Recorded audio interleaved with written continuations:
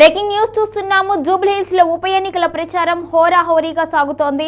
కాంగ్రెస్ ఇప్పటికే కీలక నేతలనైతే బరిలోకి దించింది. ఇక బీఆర్ఎస్ తరఫు నుంచి కేటీఆర్ అదేవిధంగా హరీష్ రావు కూడా ప్రచారం చేస్తున్నారు.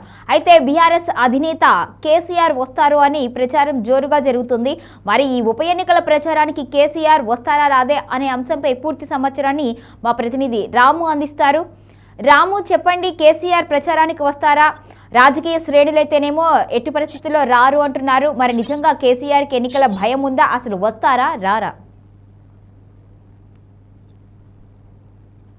ఎస్, ముందస్తుగా బీఆర్ఎస్ ఏదైతే 40 మందిని స్టార్ క్యాంపెయిన్లుగా ప్రకటించిన దాంట్లో మొదటి స్థానంలో బీఆర్ఎస్ అధినేత కేసీఆర్ పేరే ఉన్నది. కానీ కేసీఆర్ గారు అయితే ఇప్పటి వరకు ప్రచారంలో వస్తారన్న ఏ ఒక్క వార్త కూడా ఇప్పటి వరకు బయటకు వస్తట్లేదు.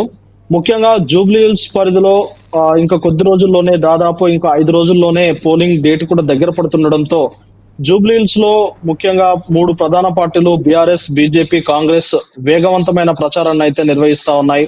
ఈ నేపథ్యంలో కాంగ్రెస్ పార్టీ సీఎం రేవంత్ రెడ్డి అక్కడ చాలా ప్రతిష్టాత్మకంగా తీసుకుని ప్రచారాన్ని నిర్వహిస్తా ఉన్నారు. అలాగే కాంగ్రెస్ మంత్రులు, ఎమ్మెల్సీలు, ఎమ్మెల్యేలు, ఇతర ముఖ్య నేతలు కూడా జూబ్లీహిల్స్ నియోజకవర్గంలో ఉన్న డివిజన్లలో వారు ఇన్ఛార్జీలుగా తీసుకొని ప్రచారాన్ని విస్తృతపరుస్తా ఉన్నారు. ఈ నేపథ్యంలోనే జూబ్లీహిల్స్ నియోజకవర్గంలో ఉన్న 7 డివిజన్లలో డివిజన్ కి 2 మంత్రుల చొప్పున మొత్తం 14 మంది మంత్రులు అక్కడ నిర్విరామంగా, అంటే రేయనక పగలనక కష్టపడుతున్నారు పార్టీ గెలుపు కోసం, అభ్యర్థి నవీన్ యాదవ్ గెలుపు కోసం.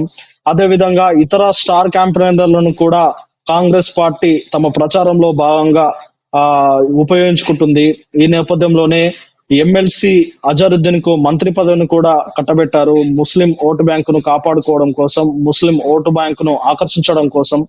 అయితే ముఖ్యంగా సీఎం రేవంత్ రెడ్డి సైతం ఈ ఎన్నికల్లో ఎంతో ప్రతిష్టాత్మకంగా తీసుకొని రోడ్ షోలు నిర్వహిస్తున్నారు. ఇక విస్తృతంగా ప్రచారం చేస్తా ఉన్నారు. అయితే బీఆర్ఎస్ పార్టీ కూడా తమ అధినేత కేసీఆర్ ను రంగంలోకి దింపబోతుంది. రోడ్ షోలు నిర్వహించబోతారు, బహిరంగ సభల్లో ఆయన ప్రసంగిస్తారు అని ఒక రకమైన ఆశాభావాన్ని అయితే అందరిలో కల్పించింది బీఆర్ఎస్ పార్టీ. ఈ నేపథ్యంలోనే తమ పార్టీ విడుదల చేసిన 40 మంది స్టార్ క్యాంపెయినర్ల లిస్ట్ లో కేసీఆర్ గారి పేరు ప్రప్రథమంగా రాశారు. ఆ నేపథ్యంలో అందరికీ కేసీఆర్ మాటలు వినాలన్న ఒక ఉత్సాహం ఏర్పడింది. అయితే అనూహ్యంగా కేసీఆర్ ఇప్పటి వరకు ఆయన ఏ ప్రచారంలో పాల్గొనలేదు, రోడ్ షోలో కూడా పాల్గొనలేదు.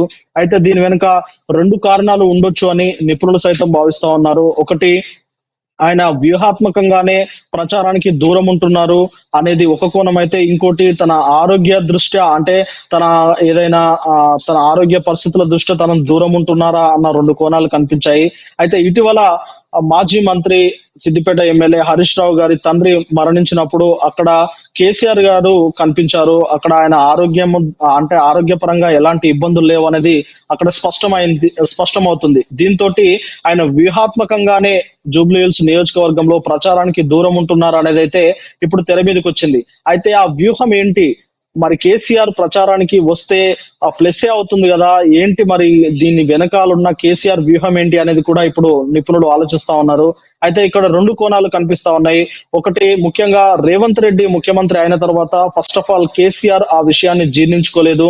అందుకే ప్రతిపక్ష నేత హోదా ఉన్నప్పటికీ అసెంబ్లీలో ఇప్పటి వరకు ఆయన ప్రసంగించలేదు అనే ఒక వాదనలు అయితే వినిపిస్తా ఉన్నాయి. ఈ నేపథ్యంలో రేవంత్ రెడ్డి ముఖ్యమంత్రిగా తనకంటే తక్కువ స్థాయి అనేది కేసీఆర్ భావన కావచ్చు.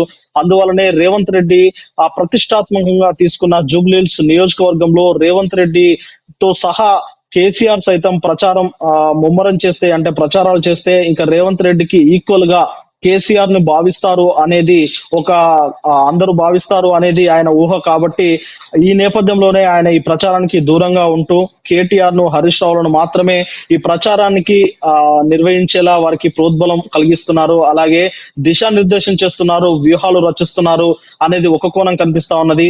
ఇంకొక కోణం ఏంటంటే ఓటమి భయం అనేది కూడా ఇక్కడ వెంటాడుతున్నట్టుగా కొన్ని కథనాలు అయితే వెలువడతా ఉన్నాయి. ఇక్కడ కేసీఆర్ ప్రచారం చేసినప్పటికీ లేకపోతే ఇది ఖచ్చితంగా కేసీఆర్ ప్రతిష్టతకు భంగం వాటిల్లుతుంది. అదొక బీఆర్ఎస్ పార్టీకి సైతం అది మైనస్ గా మారుతుంది. కాబట్టి ఆ ప్రచారానికి దూరం ఉండడమే బెటర్ అనేది ఇంకొక వ్యూహంగా కనిపిస్తా ఉన్నది. ఒకవేళ కేసీఆర్ రాకున్నప్పటికీ అంటే జూబ్లీ హిల్స్ లో బీఆర్ఎస్ పార్టీ గనుక గెలిస్తే ఇక ఈ పూర్తి క్రెడిట్ ను బీఆర్ఎస్ వర్కింగ్ ప్రెసిడెంట్ కేటీఆర్ కి ఇవ్వచ్చు అనేది మరొక వ్యూహంగా కనిపిస్తా ఉన్నది. ఎందుకంటే కేసీఆర్ రాకపోయినా కేటీఆర్ ఎంతో సమర్థవంతంగా ఈ ఎన్నికను నిర్వహించి, ఈ ఎన్నిక ప్రచారాన్ని నిర్వహించి బీఆర్ఎస్ పార్టీకి మెజారిటీతో సహా గెలుపును తీసుకొచ్చారు. కాబట్టి ఇక రాబోయే తరంలో కేటీఆర్ బీఆర్ఎస్ పార్టీని అలాగే తెలంగాణ రాష్ట్రాన్ని ముందుకు తీసుకెళ్తారు అనేది ఒక ఎగ్జాంపుల్ గా చెప్పొచ్చు అనే కోణం కూడా చాలా క్లియర్ గా కనిపిస్తా ఉన్నది. ఏది ఏమైనప్పటికీ ఆయన వ్యూహాలు ఎలా ఉన్నా కాంగ్రెస్ పార్టీ మాత్రం తమ ప్రచారంలో దూసుకెళ్తా ఉన్నది. ఇక కేసీఆర్ వచ్చినా కేటీఆర్ వచ్చినా ఎవరొచ్చినా తమ ప్రచారానికి ఎలాంటి అడ్డంకు లేదు, తమ గెలుపుకు ఎవరు అడ్డుకారు, మేము ఖచ్చితంగా గెలుస్తామని కాంగ్రెస్ ప్రభుత్వము ధీమా వ్యక్తం చేస్తా ఉన్నది. అదే మాదిరిగా ఇటు బీఆర్ఎస్ కూడా అదే ధీమాను వ్యక్తం చేస్తా ఉన్నది. కేటీఆర్ గాని ఇతర మంత్రులు గాని ఇన్ఛార్జ్ మంత్రులు ఎంత మంది పనిచేసినా